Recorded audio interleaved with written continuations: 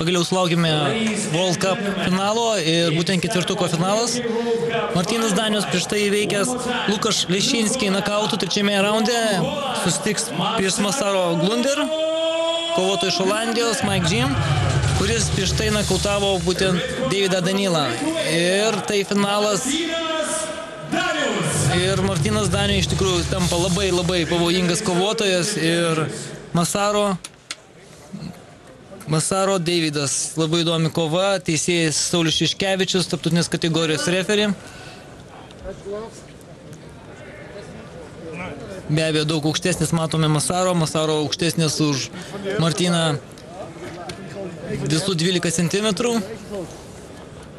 Didelis pranašumas. Be abejo, šiame sporte didelis pranašumas ir kokią taktiką pasirinko Martynas Danius. Martynas Danius raudonomis pirštinėmis, Masaro Glunder mėlynomis pirštinėmis. Vėl puikiai skaito, matome Masaro savo varžovą, bet Martynas teisingai pasirinko taktiką, reikia spausti savo aukštesnį varžovą, spausti eiti į priekį judesiais, provokuoti, kad prasimestų varžovas. Lysti artimą kovą daugiau. Nu, matome iš tikrųjų, kad ne tik tai reikia spausti, bet reikia ir atakuoti Martynui.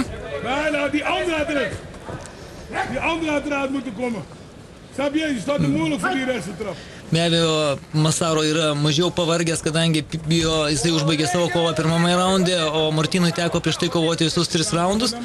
Ir tik taip pačiame gale nakautuoti Lukaš Lešinskį, kovotoją iš Lenkijos. Ir be abejo, labiau yra pavargęs Martynas, negu Masaro su šviežiomis jėgomis.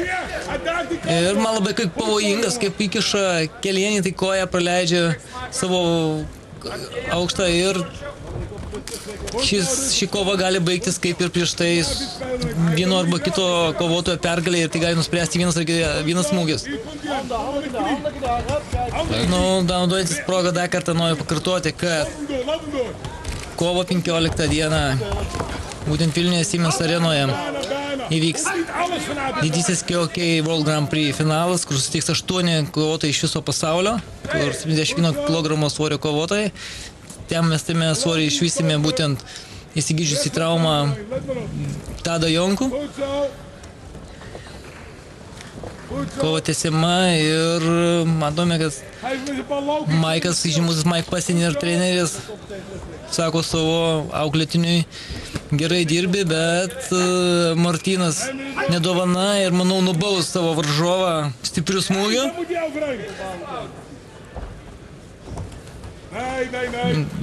Girdime, kaip pilnutėlė Siemens arena susikaupus žiūro, kas įvyks toliau ir įdėmiai stebi ringą, įdėmiai stebi kovotojus. Kas puiku, kad Lietuvos žiūrovas iš tikrųjų labai puikus ir nusimano kovose ir žino, palydi kovotoją. Ne vien tik tai vienas ar kitas, kuris laimi, bet ir palydi žiūrovus, ploja už techniką, už teisingą atliktą veiksmą, teisingą atliktą smūgį, tvarkingą.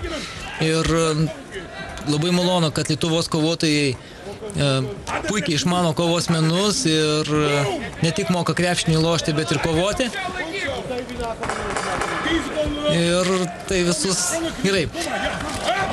Vėl įsivarė į kampą, be abejo, Martynas turėtų išeiti ir daugiau smūgiuoti, ne vien tik spausti, bet jisai gal tai buvo taktika Martyno, bet jisai puikiai pravedė pirmą raundą, iš tikrųjų privertė sunerimti būtent mėlyną į kampą.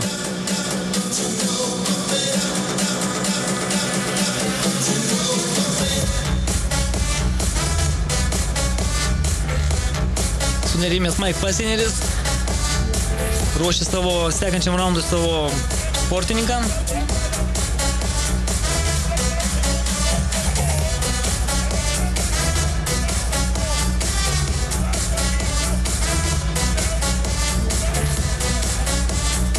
Daug dėmesio Olandų mokykla skiria smūgiams kelienais. Lietuvos kovotojams reikėtų atkreipti dėmesį, tai pasisaugoti.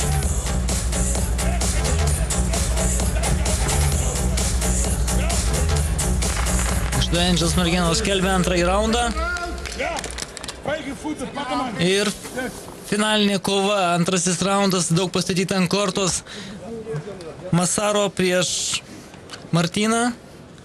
Martyną Danių, Masaro Glunder.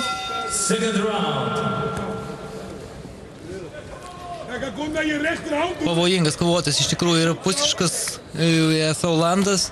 Martynas Danius dabar spaudžia ir teisingai Vaslyka, tikslinga kombinacija, tik būtų gal labiau tikslesnis kairys šoninės ir būtų pasiekęs to, ko nesitikėjo Olandai.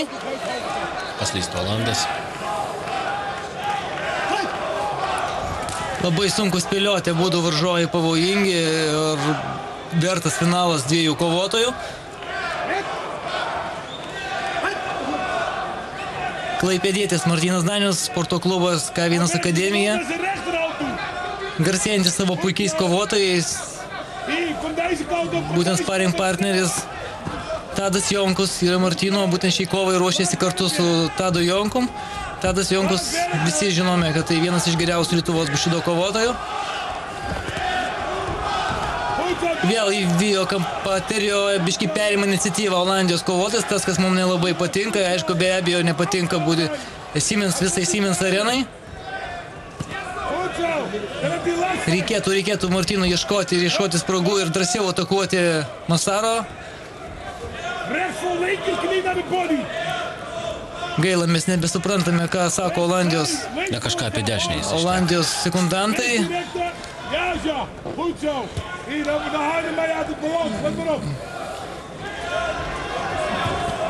Nu, iš tikrųjų, tik net visa salė, tyla salėje, tik išgirstam žodį Lietuva, bet iš tikrųjų sunku šį kartą Lietuvai. Reikia sprendimų, reikia aktyvumo. Iš vienas smūgis gali nulemti viską. Maar die moet je naar buiten stappen. Met rechts naar buiten stappen. Ja, daar had je hem tussendoor kunnen gooien. Puikiai jaučia savo varžovą Masaro, puikiai skaito. Ir bando įskaityti, bando surasti spragą. O Martynas pagaliau įneimas iniciatyvos, bet vėl prasileidžia smūgį dešinę ranką.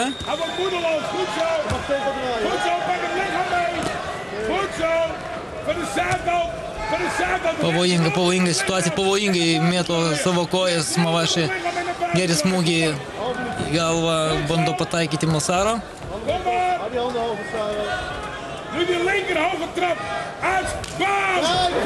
Pataikė, aš kaip ir sakiau, pavojingas smūgis koja ir būtent šioje vietoje 10 bandė smūgiuoti Martynas ir prasileido šį smūgį.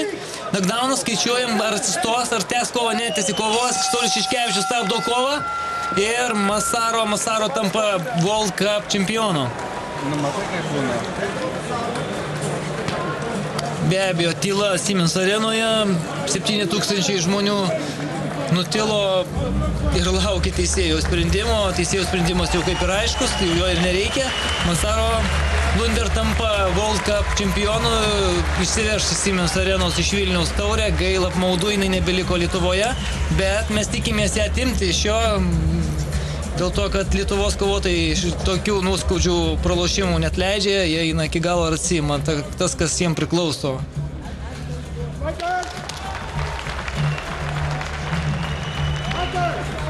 Jo, mažai aplodismentai, gal keli fanai atvykę iš Olandijos ploja, be abejo. Gaila apmaudu, bet sveikiname Martyną su puikia kova. Ir Martyno kovos dar visos priešaky. Ir iš tikrųjų, tai puikus rezultatas finalė kovoti Martynui Daniui po to būtent šiame ringe. Ir tai jau yra didelis pasiekimas. Nu, ne visada būna taip, kaip mes norim. Sveikinam Masaro.